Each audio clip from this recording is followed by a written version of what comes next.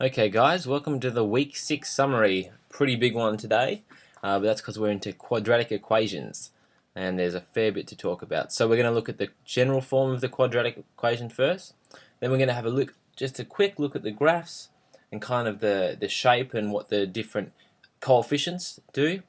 We're going to have a look at how to solve quadratic equations in 3 methods using the graph by factorizing and with the quadratic formula.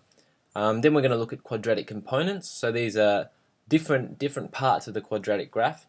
One's this discriminant, the other's axis of symmetry, and the third is coordinates of the vertex, or we could also call that the max/minimum.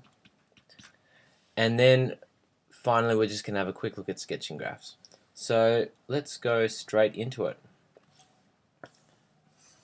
So number 1 was quadratic equations, the general form.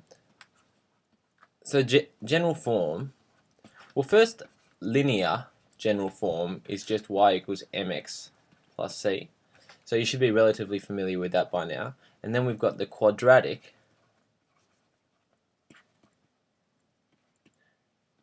general form is y equals ax squared plus bx plus c.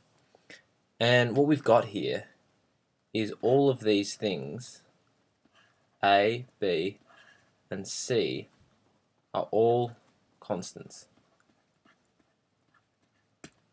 Now there's two different shapes that the quadratic graph can take, but they're actually essentially the same shape. So what they are is either they look like that or they look like that.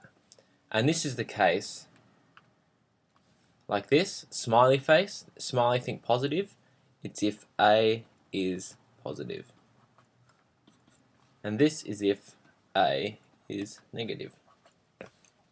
So if the number before the x squared is positive, we've got a smiley face. If it's a negative, we've got a sad face. What do the other constants do? What do B and C do? Well, B changes the location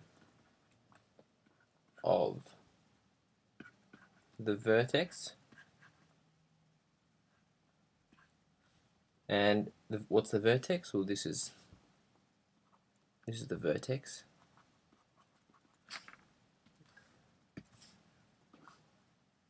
Vertex, and C is the y-intercept. So if we superimpose, say some x and y coordinates onto this one, or yep, x and y axes. Get out of here. Our y-intercept is just there. Okay, so that's essentially the form of our equation. And again, as I said before, the vertex is just the maximum or the minimum. Cool. So that was the quadratic general form. What about oh, that was actually both of them. That was a quadratic general form and quadratic graphs. So that was a quadratic general form, quadratic graphs, number 2. I'll put here.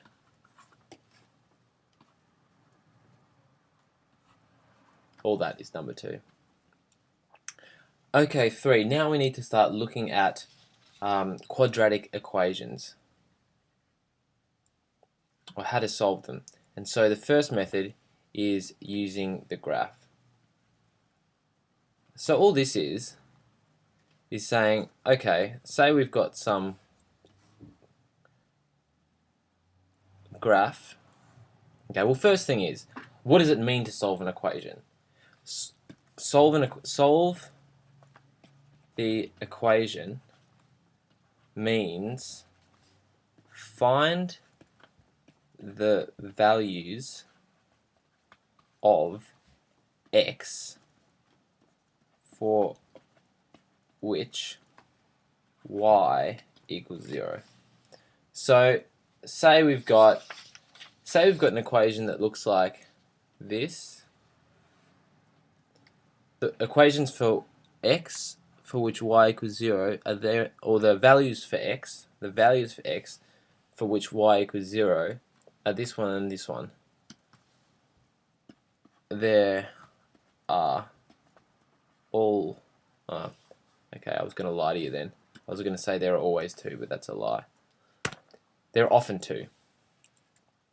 So this is one solution,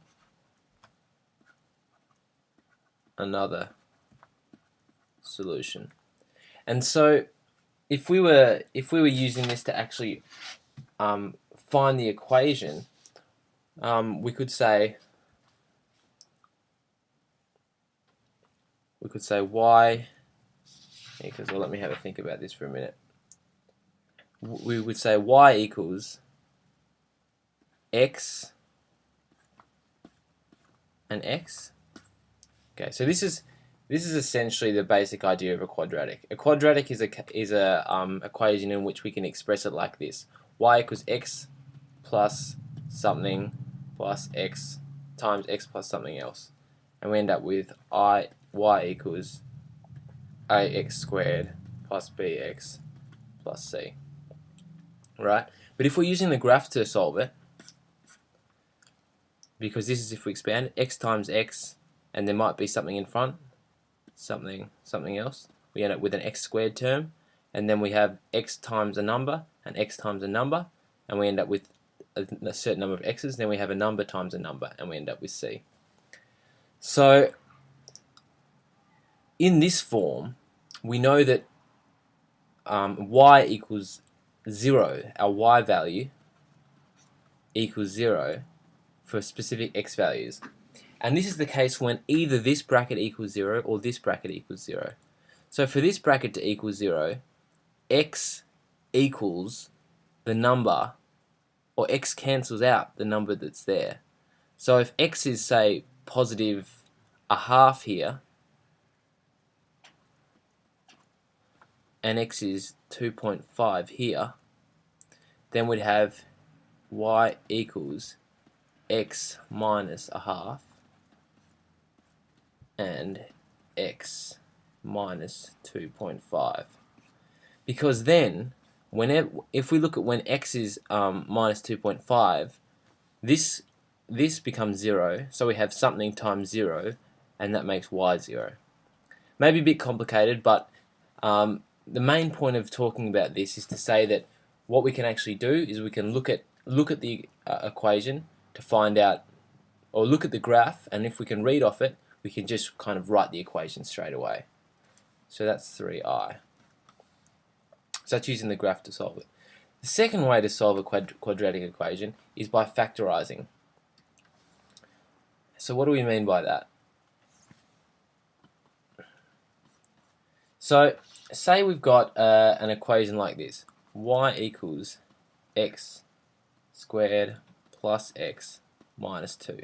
So this has got a equals 0, b equals 1, c equals negative 2, right?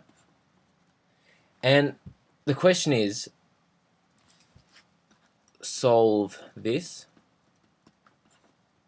and that means, again, solve the equation means find the values of x for which y equals 0. Now, what we can do to solve it in this case is we can solve by factorizing, because that's what we were talking about. That's this method. Solve this by factorizing. And so the way that we factorize is we say which numbers add to give B and multiply to give C. And what we find here, and we can kind of lay it out. So we're going to say, we're going to have something like this. Y equals X plus something, and then X plus something else. And what we do here is we use something called the box method. Right? And we have X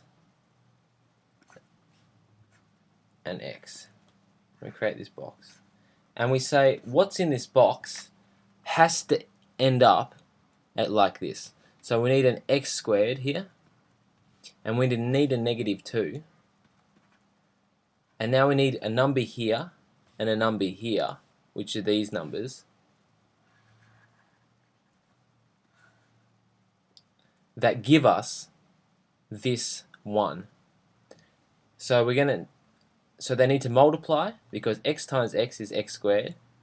The number that goes here times the number that goes here equals -2x, and then x times the number here will give us something here, and x times the number here will give us something here, and these two numbers need to add to give these two quantities, number of quantities of x will add to give us 1x. So, well, the only two numbers that multiply to give 2 are 1 and 2. 1 times 2 is 2, but one of them needs to be a negative, and we need to end up with +1, and we notice that plus 2 minus 1 equals 1. So this is using the box method to solve.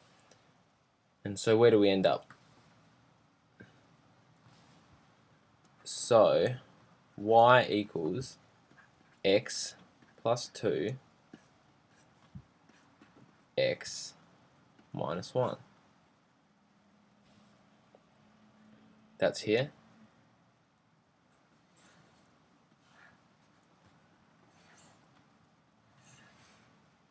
Right?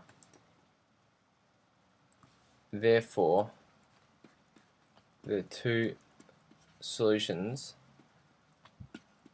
to the quadratic equation are x equals -2 and x equals 1. Because when x equals -2, this whole bracket equals 0, and therefore we have y equals 0 times something, so y equals 0. And that's a solution, because our solutions are when y equals 0. And when x equals 1, we have 1 minus 1, that becomes 0. Something times 0 is 0, y equals 0. So that's using factorization to solve quadratic equations. The third one is using the quadratic formula.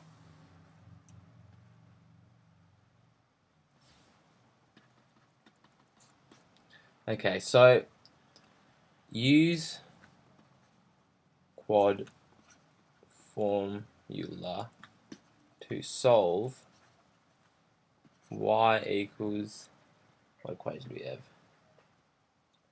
Y equals 2x squared plus 4x plus 3. Okay, quadratic formula, what is it? And you'll get used to this. X equals -b plus or minus the square root of b squared minus 4ac over 2a. So we remember this is our a, this is our b, this 3 is our c. So, and this plus and minus we'll get to in a minute. So we just end up with x equals -b, -4, plus or minus the square root of b squared, which is 4 squared, plus 4 times a, which is 2, times c, which is 3. And we'd have to take the square root of all of that over 2 times a is 2. 2 times 2. And then we kind of simplify that. And we find that we end up with -4 plus or minus the square root of 16 plus 24 over 4. Go down a bit. X equals -4 plus or minus square root of 40 over 4. Therefore, we have two solutions. One with a plus, one with a minus. One there, 2. And they are x equals -4 plus square root of 40 over 14. Whoops. Over 14. Therefore, x equals 0.58, or x equals -4 minus 40 square root of 40 over 14. And so I'll just circle them again. They're our plus and our minus, and that gives us our two solutions. Therefore, x equals -2.58. Okay, so we find out in this case that our two solutions to the quadratic equation are x equals 0.58 and x equals -2.58, right? And so we'll come back to having a sketch of that later. So that's how you use the quadratic formula. Essentially, you just plug in your numbers for a, b, and c into this, and so this is a kind of a formula you'll come to know very well through this unit. Okay, so we just looked at 3 different ways of solving quadratic equations. Now we're going to look at quadratic components. First off is the discriminator.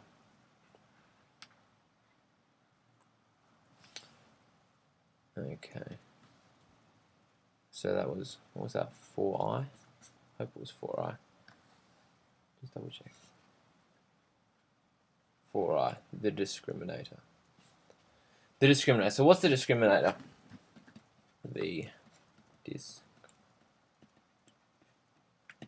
So this is another thing to do with our a's, b's, and c's. Essentially, the discriminator is just b squared minus 4ac. And this is the quantity that we found under the square root in our quadratic equation. See, b squared minus 4ac. Put a little box in there as well. Actually, no, it's probably confusing for when you look at it later on. So that's our discriminator. And why do we care about it? Well, because it's a bit of a cheat. It kind of, there's 3 cases, and it tells us something by calculating it. First case is if it's positive, then we have 2 roots.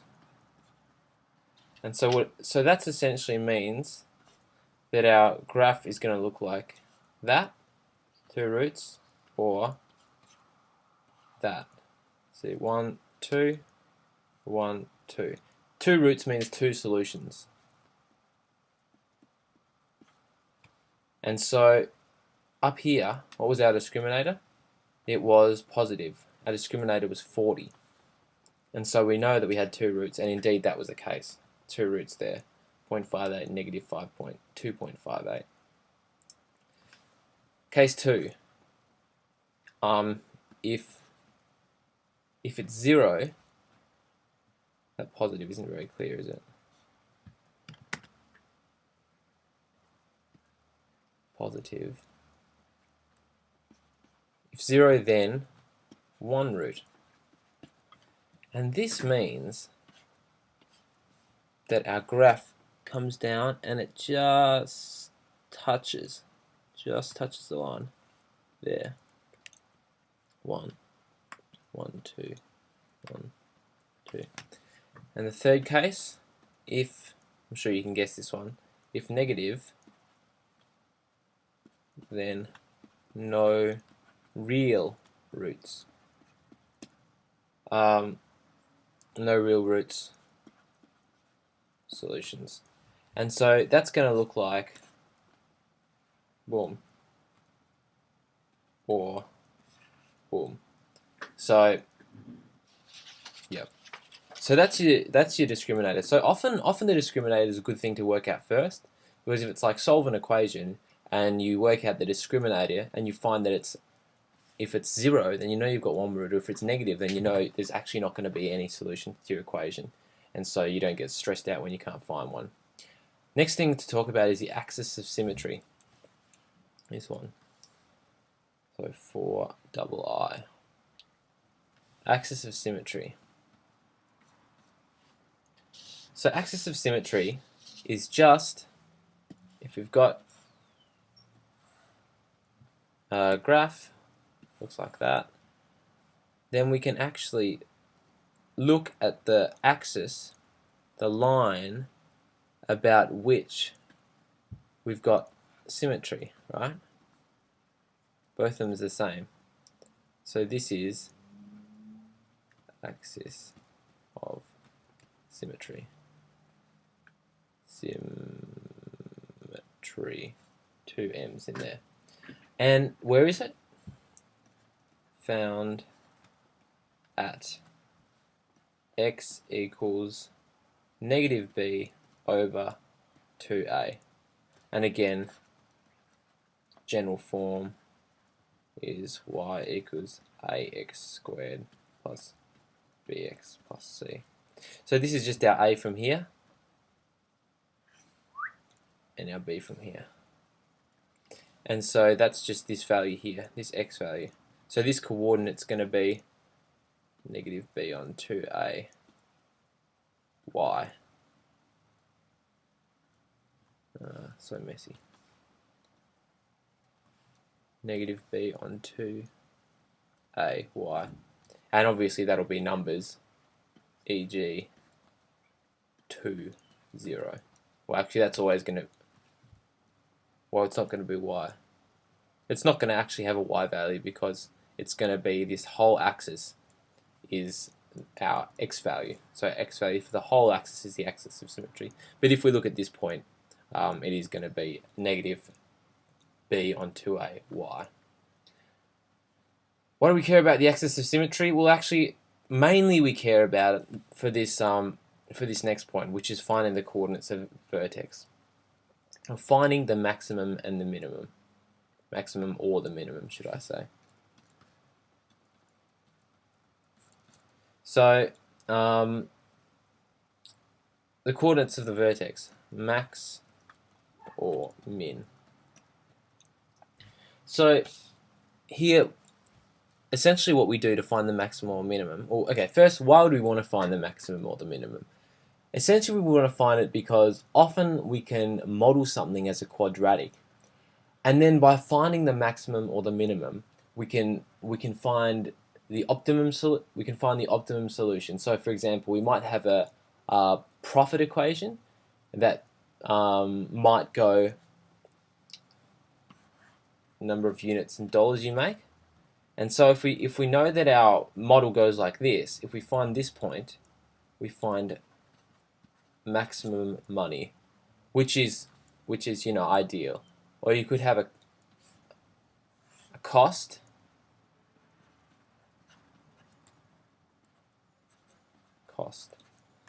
and here we've got minimum cost. So that's why we'd want to, this is number of units, for example. So that's why we'd want to do that. And so the way to find your maximum or your minimum is take the axis of symmetry, axis of symmetry, x value, and sub into the original equation to find the y coordinate. And so, for example, our equation in the first place was y equals 2a squared plus 4b minus 3. So that was our equation from before. And now if we use that equation on this one, e.g., so we had negative b on 2a. So negative b, what have I done here? Did you spot my mistake?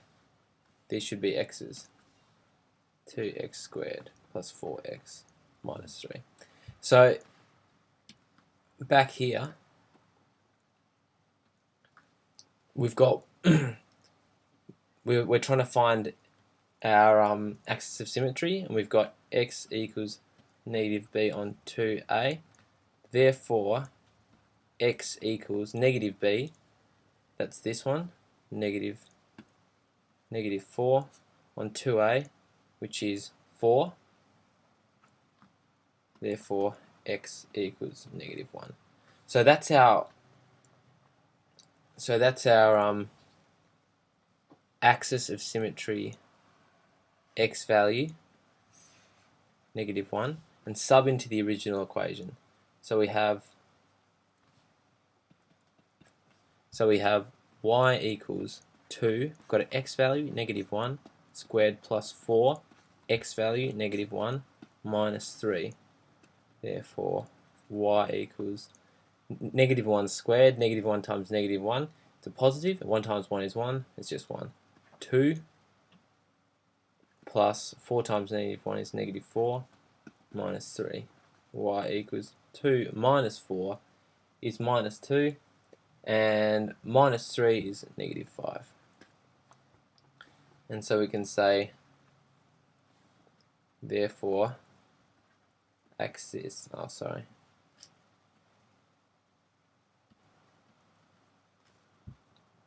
vertex at coordinates. What was our x value? Negative 1. What's our y value? Negative 5. Okay.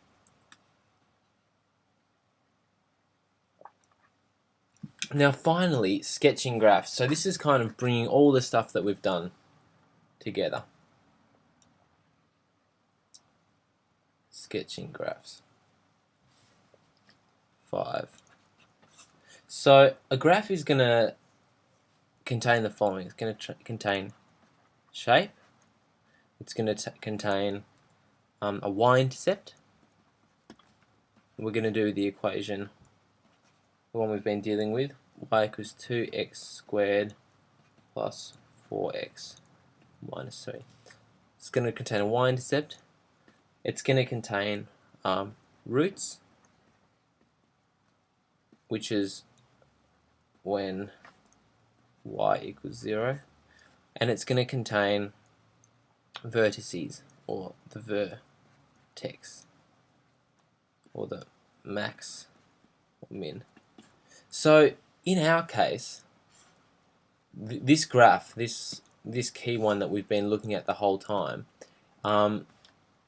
it's got the following. What shape does it have? Well, I'll do it in this color.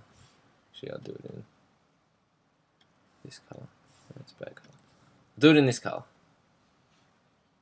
So for this one, we've got the shape. It's a positive. A is positive, so we've got a smiley face. The y-intercept is negative 3.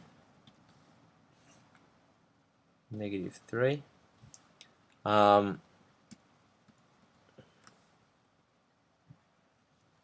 Negative 3. The roots, what are the roots? Well, we found out the roots earlier. The roots, we use the quadratic formula, remember? We use this equation, quadratic formula. You have 0.58 and negative 2.58. 0.58 and negative 2.58. And then the vertex, the maximum minimum, we can see it up there, and I can use that same color. In this case, it's going to be a minimum because of the shape. There's no maximum. Negative 1, negative 5. So if we put all this together, we can sketch our graph.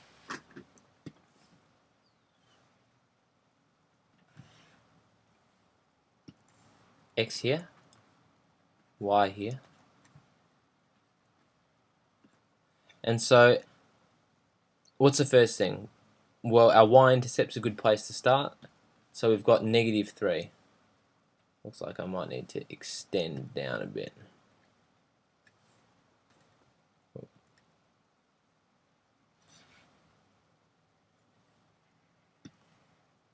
Okay, -3. 1, 2, 3.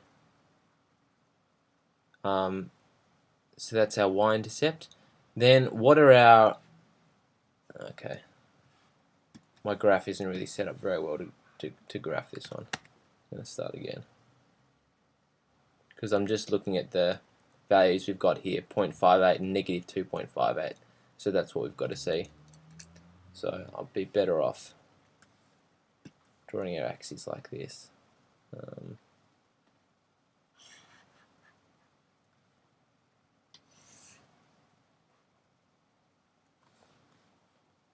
And this is our x, and this is our y, and we've got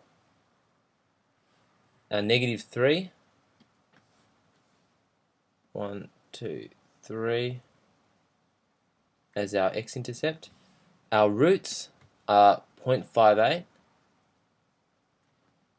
0.58, and -2.58, 1, 2, 0.58, -2.58, and we could call, if we label the coordinates correctly, they'll go like that.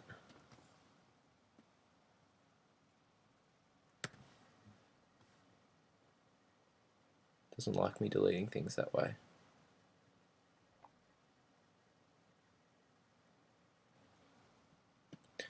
-2.580, and labeling this coordinate correctly, we've got 0 x value and -3 is the y value. And then finally we've got our vertex, and our vertex is at -1, cross 1, -5, 1, 2, 3, 4, 5, -1, -5. I can remember how to draw 5. And so finally we fit our shape onto that, and so it's going to be coming down. It's got the minimum at there, and then it's coming back up, passing through all the points. So that's how we sketch a graph. Think about the shape, think about the y-intercept, think about the roots, and think about the maximum or the minimum. And we've gone through how to calculate all those different things. And then, start with the y-intercept, then put in your roots, put in your vertex or your maximum or your minimum, in this case the minimum, and then just trace it through. So that's a really quick look at quadratics.